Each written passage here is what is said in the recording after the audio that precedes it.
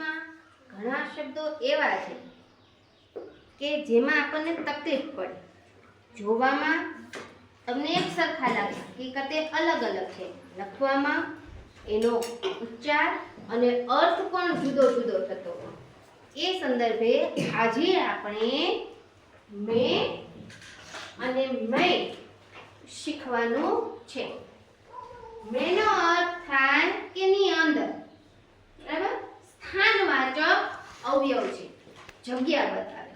અને મેં એટલે હું પોતે.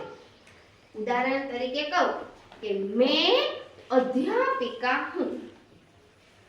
તમારે કેવું હોય કે मैं चौथी कक्षा में पढ़ता हूँ.